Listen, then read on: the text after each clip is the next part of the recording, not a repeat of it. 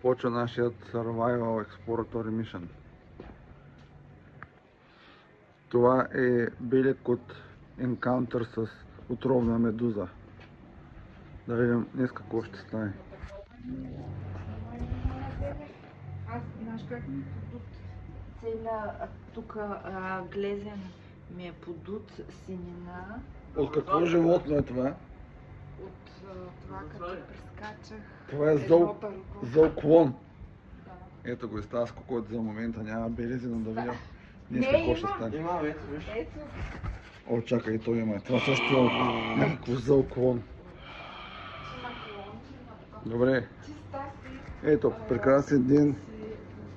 10 без 12. Да видим какво ще стане. 1 километър сме в посока нашата крайна дестинация.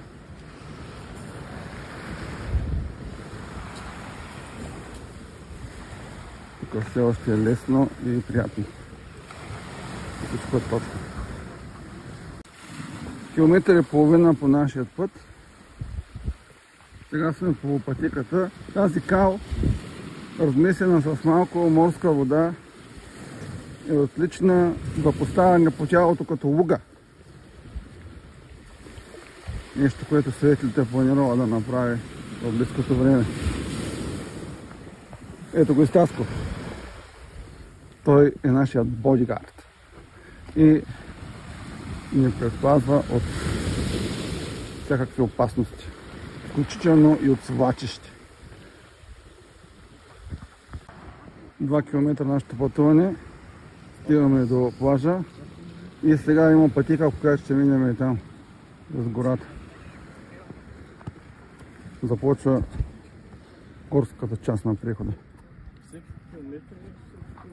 Документирам когато трябва, Стаско. Това е типична нива. Тя е покрита с камъни и има някакви съчки, които тук животните ги ядат. Това е местни цвети. Тут съвсем много хубаво. Примерно това растение видях го ядат кравите. Много го харесват. То е едно от малкото зелени растения. Така че не ги виним. Сега ще ви покажа и цъфнали цветя. Ето. Това са тези пустинни цветя. Те да растат даже и в самия пясък. Ето има ни тук, които ще покълват. Причат на дафодил. Само че тия са бели. Ето. Това е един много популярен плаж. Тук само местни идват. Има паркинг. Предимно са местни, да, има паркинг, паркират и вървят до тук идват. Там малко след това е плажа на забравения плаж, изумрудения плаж на нудистите, на който ходят малко нудисти и такива с лодки, също нудисти и не нудисти. И ходят на него, може да ходи пеша, много як. Зелено, така синя вода, топла, пясъка е много... Това се вижда и тук, много нежен. Има чорап, ако някой се е забравил. Може да намериш маратонка, чехли и прочее. Тази малко по-бързо да ходи. И то пясък как да върви бързо без Стаско. Стаско си снимал, бе? Стаско ми забранява да снимам и също така не иска да се махне тениската, за да не изгори. Аз имам повече тен от теб. Да, ето вижте какъв тен има Стаско и го е страх да не изгори. То ниче не може да изгори, но все пак. Да. Не мога да изгоря. Ето там е пътеката. Там. Където тя свети. Това е гледката 2,17 км от старт. Има ето такива оградки. И долу са точно тия готините плащчета. Ние сме вече в кедровите гори. Ние имаме кипарисовите гори. И вървим. Тук сега в началото е лесно. После ще има малко по-каменисти участъци. Качвания, надолу, нагоре. Пътеките не са много ясни. Но поне за сега така е добре с голчените гледки. Там се къпят от лодките. И тук идват, акостират лодки и ходят в наистина тая чудна вода. Това е зелена, зелено-синя. И е чист пясък. Тук там е някой голям камък, уникална е. Много ми хареса и после пак да отидем там. Така, нека да продължавам. Това е малко път в гората. Това е на 2,64 км. Тук е лесно, иначе понякога са малки пътчета и има каменни пътеки, но тази сега е като царски път. Тук правим малка пауза за вода. 2 минути. Остатката. Светлото е там вече по пътеката и продължаваме. Ето малко изглед към Сан Тома. 3,5 км по нашия път. Сега сме по скалистата част. Тук трябва да се внимава. Ако загубиш концентрация, може просто да паднеш, да се удариш ковче, да се щупиш нещо. Сега трябва да се внимава да не стъпиш на криво. Всичко това са моменти на прецакване. Иначе ето това. Тъй, сега тук имаме няколко зони, тази е първата, на която е така задълбочена и трябва да се заобикаля по скалите. Така се катиш на някакво места, там има издълбани скали и прочее. Там трябва да се. Това е втория участник, вече тук става тежко, зад нас се реви, има малко дете. Много малко дете плаче зад нас с панчи. Тук пак трябва да се вече се внимава, катерене, слизане. Виждате, тук сериозни борци има. Тук не е за такива white heart хора. По перспектива за какво става дума.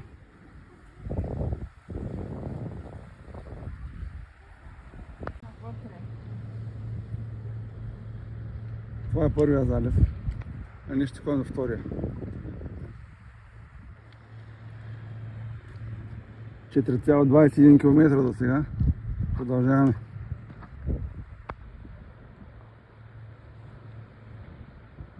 Ето тук е лесно да се загубиш. Има много алтернативни пътеки и една основна, която е тази. И ние бяхме и там в алтернативната и се чуеш какво става, защото това е като лабиринт.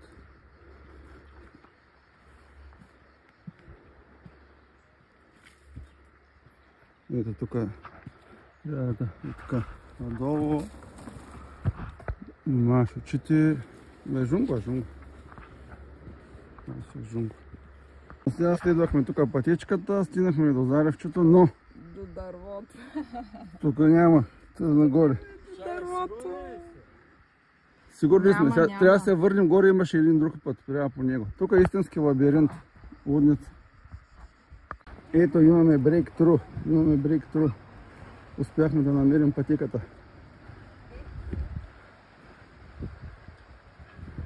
Излизаме Виктория. Между другото, Светланка първа се усети, че тук се минава, а иначе в гората и там се бяхме затлачили и не може. Ето го и Стаско е тук. Ето е светлито, щастливи сме, доволни сме. Чакай да видим тук. Ето 4,86 след детура, след объркването и пристигаме на първия залив, но ние разбира се ще ходим до втория. Ама аз още вчера. От вчера вече знае. Да, от вчера се помислих, защото видяхме един човек от тук тръгна насам. И си помислих, че не сме на правилния път още вчера. Ще не казва нищо, Водница.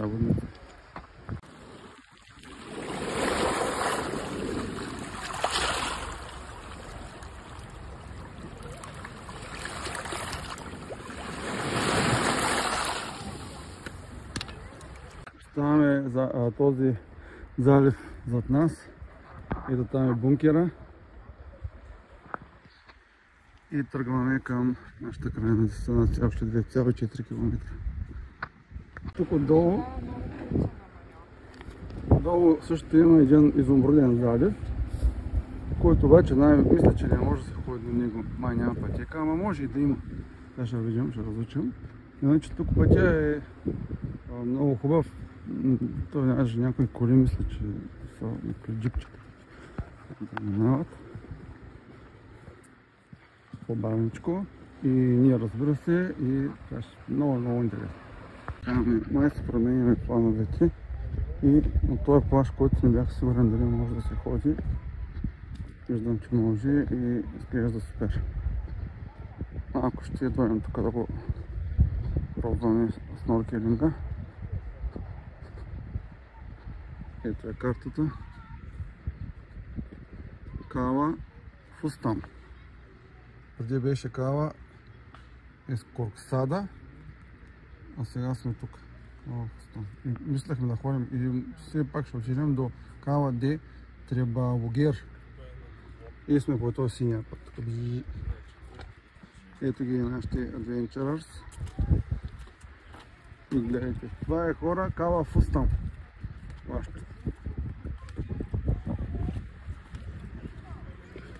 Тук няма шезлонзи, няма глупости. Има и това.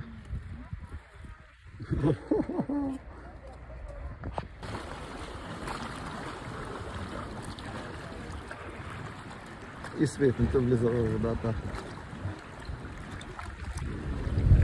Ето Таско с шнорхелите плувахме. Това е там. И сега дойдоха и тия каякари.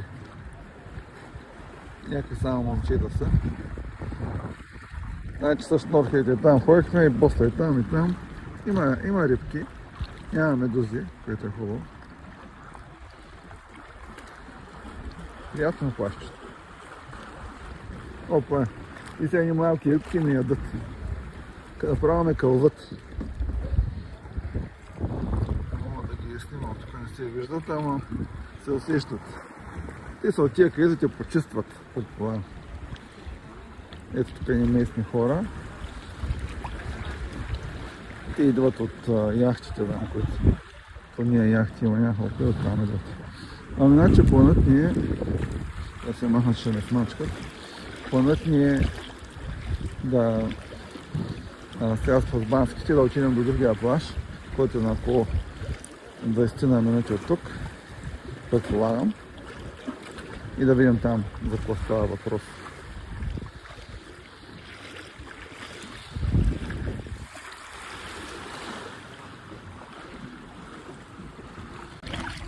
И благодарение на малко случайни събития с Таско намерихме едни специални тунели,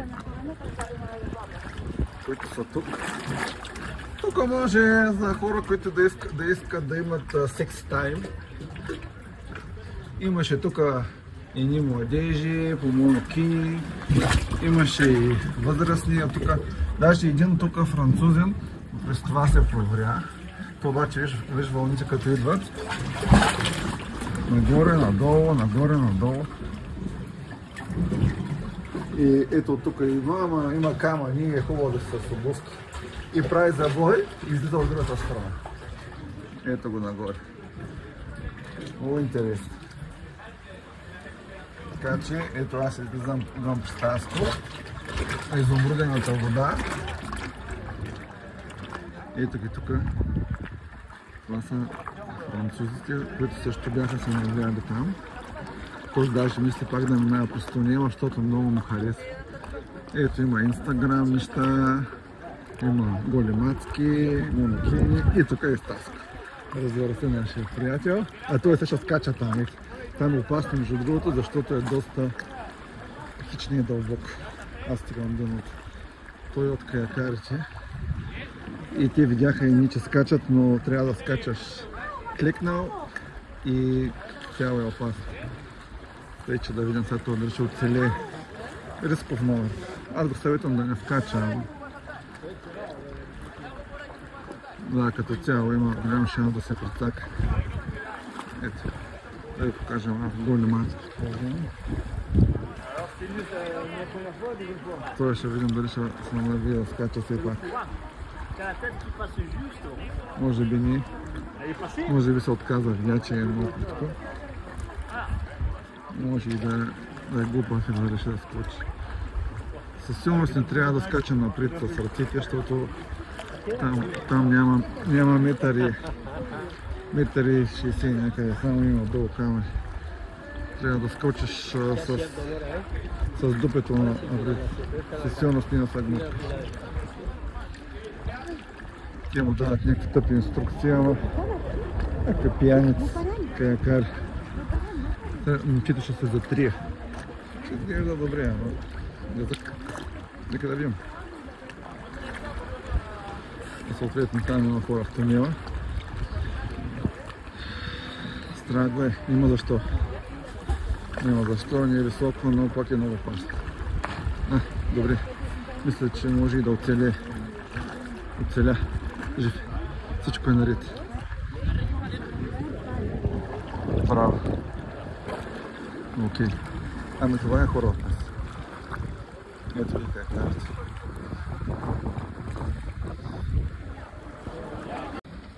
Това е студио пълна драма. Да, да, определено ще скача. Тук ще се фърли жапанките.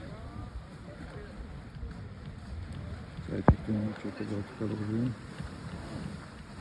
Това е студио пълна драма. Това е 3 метра. Какви 3 метра, това е повече.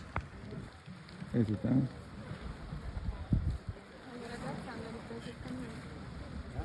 Това е определено липсва адреналин.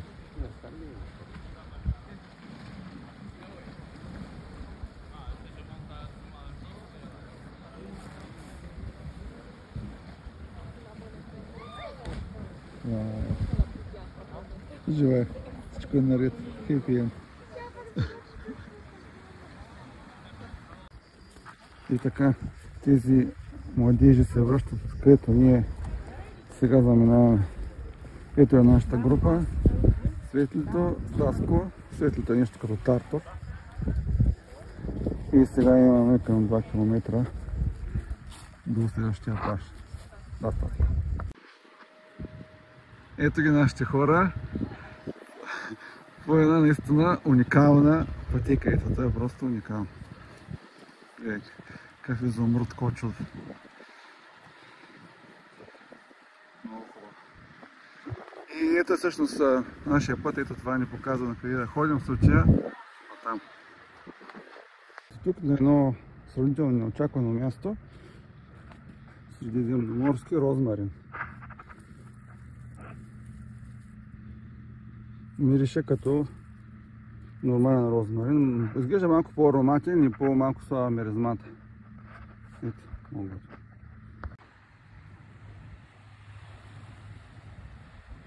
Ето тук минава пътя. Има една луксозна яхта.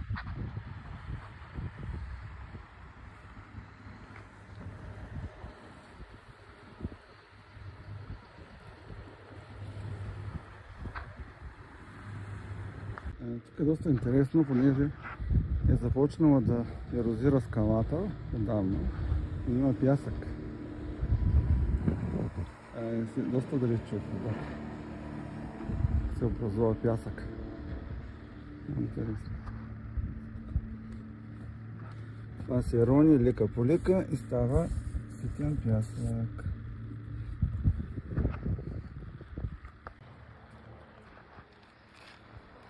Определено не е лесно.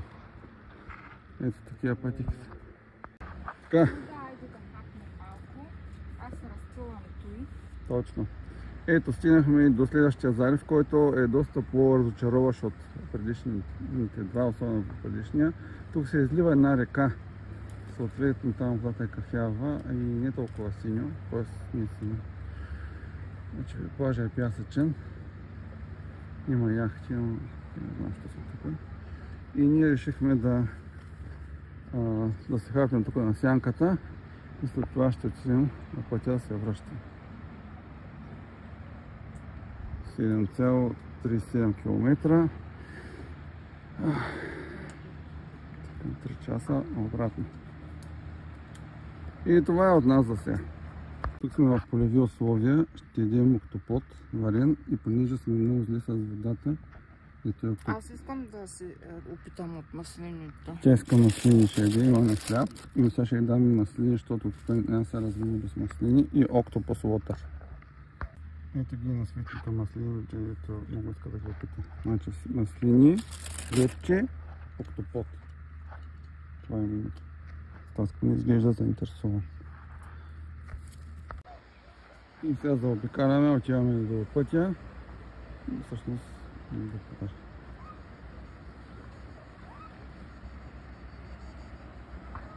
Сега Google Maps казва, че това е път за коли. Ще му се доверим и по него ще вървим.